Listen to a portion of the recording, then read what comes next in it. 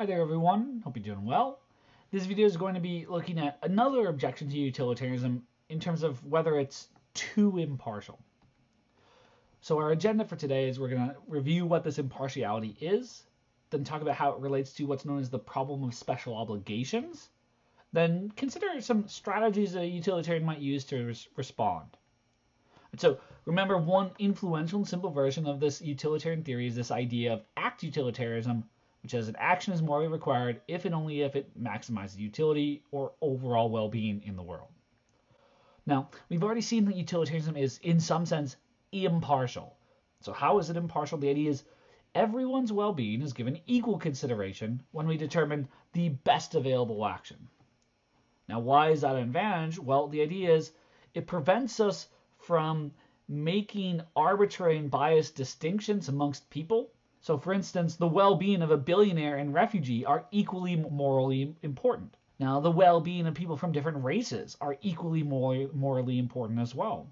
And the well-being of men, women, non-binary, etc. persons are equally morally important. The well-being of a cis heterosexual and an LGBTQ+ person are equally morally important. The well-being of Christians, Buddhists, Muslims, Hindu, and atheists are all equally morally important. The well-being of people born in any country are equally morally important. These distinctions between someone's social status or class status, their race, their sex, their sexual orientation, their gender, their religion, their nationality, they don't make a difference to how valuable you are or your well-being is. And utilitarianism thereby recognizes that we can't take those things into consideration when figuring out the morally right or wrong thing to do. But now a problem arises when we realize that intuitively there are still certain intimate and valuable relationships that do seem to give us a reason to be partial. So, distinctions between people in virtue of their race, sex, religion, etc. don't seem to be relevant to how we should treat them. But these important intimate relationships, they do seem to make a difference. So think about a parent or a child, a sibling, a friend, a neighbor, a classmate. These kinds of relationships seem to be important to how we think about what is morally right or wrong to do. Look, it seems appropriate that I care about my own children more than some stranger's child. That's part of the relationship I have with my children, is that I care about them more, and I ought to care about them in a special, distinctive way. Now, that doesn't mean I shouldn't care about strangers' children, but it seems like it's appropriate for me to care and love my own children in a very different, much more intimate and close way. So having these close, intimate relationships, for instance, actually seems to be part of what makes life worth living. And it seems as if those extra strong feelings of care and love are partly what makes something an intimate relationship. If I didn't care about someone more than a stranger, it's not clear that they'd really be my friend in any interesting sense. Those feelings, those emotions, those connections seem to be constitutive of what that relationship even is. And those special feelings of care, love, etc. are partly what make those relationships so valuable to us. But all of that seems to involve a kind of partiality, a kind of favoring of my friends and family or children over that of others. Now, what I want to point out first here is merely having those partial feelings so far is not a problem for utilitarianism, because remember, motivations are irrelevant to the morality of an action. If my action maximizes utility, then it's morally right, even if I was motivated by these partial feelings of love that I have for my wife or my children.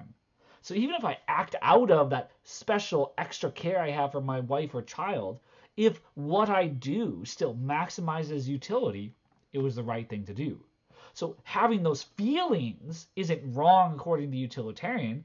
If there's a problem here, then we need to focus on partiality in our actions and not just in our motivations or feelings. Here are some examples.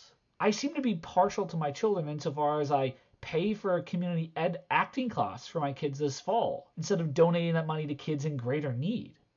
It seems as if I'm putting my own kids' well-being above that of these strangers who might be in more need of help. from an impartial perspective, I could do more good by not purchasing that acting class for my children and donating it to children who might be starving, for instance. I paid for an elective eye surgery for my daughter at one point. She has strabismus when she was younger, and so her eyes crossed in various ways made it difficult to see and can cause problems later on. I could have chosen not to have that surgery. Look, clearly it would have been worse for my daughter, but the idea is, from an impartial perspective, a stranger's child is just, their life is just as valuable as my child. And they might be in more need than my own daughter.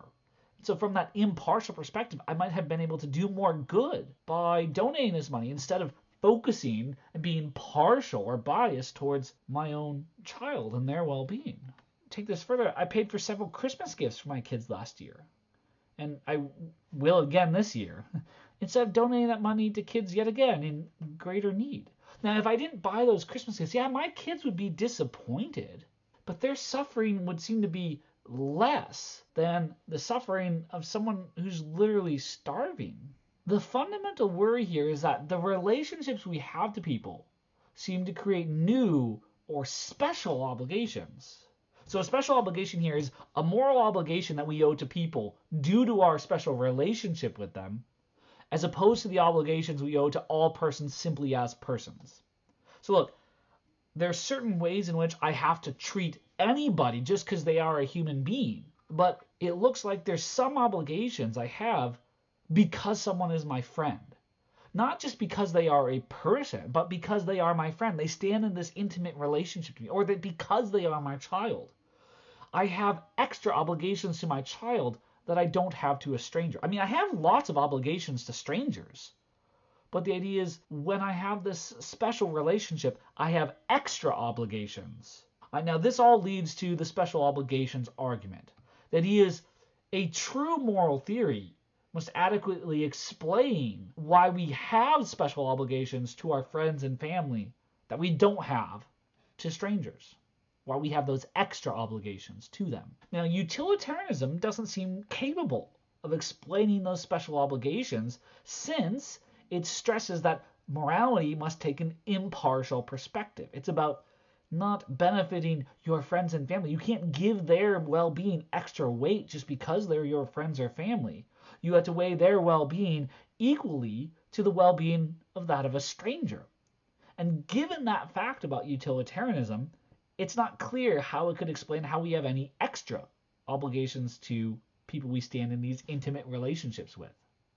And so if it can't explain that fact about morality, it looks like utilitarianism is not the true moral theory. How could a utilitarian try to reply to this kind of worry? Well, they might try to argue that it will maximize utility for each of us to pay more attention to the good of those close to us.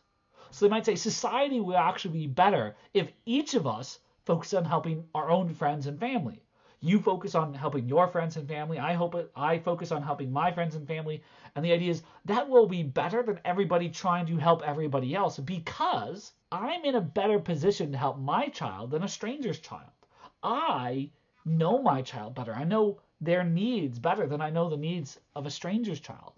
And so I can actually do more good by focusing on people I'm in intimate relationships, because I have more knowledge about how to produce that good. And you know your friends and family better than I do, and so you're in a better position to help them. That's good as far as it goes. There might be a lot of truth to this, but it only goes so far, because imagine that I am out at the beach and for some reason I notice my child somehow went out too far, and I notice that they're drowning, and if I do nothing, they'll drown and die. But then I notice that at another part of the beach, there's two strangers, children, drowning. Nobody else around. I'm the only one who could do anything about it. And I realize if I do nothing, those two children will die and suffer as a result. And their parents and family will suffer just as much as I would. Imagine I can't save everyone. I can either save my own child, or in the other part of the lake, I could save these two children.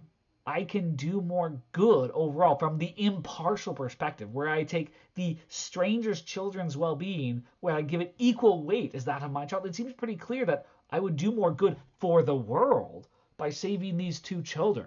But isn't it okay for me to put my own child first in this kind of situation? I mean, that's not to say that those strangers' children's lives don't have a ton of value, that this wouldn't be a terrible tragedy. Their parents would suffer just as much as me and my wife if our child were to die. But there seems to be something really important about that intimate relationship between me and my children, such that we understand that it'd be okay. In fact, maybe even required of me to put my child's well being first in this scenario. And so it doesn't look like this strategy is going to work particularly well in every situation. An alternative strategy here might say the solution is to reject the utilitarian theory of value.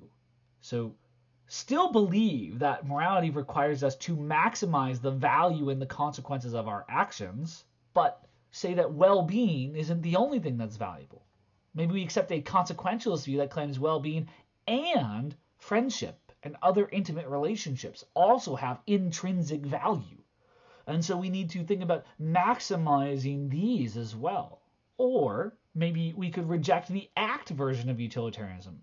So instead of trying to maximize the consequences of a specific action, maybe we should focus on the consequences of adopting certain rules instead. So now maybe as a general rule, it would maximize utility if, as a general rule, we help those close to us. Even if there's specific actions where it would do more good to help a stranger rather than our own children, maybe as a general rule, it would do better to adopt this rule of helping family and friends, etc. first. And so if that rule is justified by the consequences, this form of utilitarianism would say that's morally right. Or you could try to argue that intimate relationships don't actually create any special obligations. I want you to think about each of these replies and what problems might come up, to what extent do you think they can work. Or maybe at the end of the day, maybe you think none of these strategies are going to work and we should just reject utilitarianism and consequentialism altogether for a theory that's going to do better in thinking about our moral obligations to these special intimate persons. All right, I'll see you all next time. Bye-bye.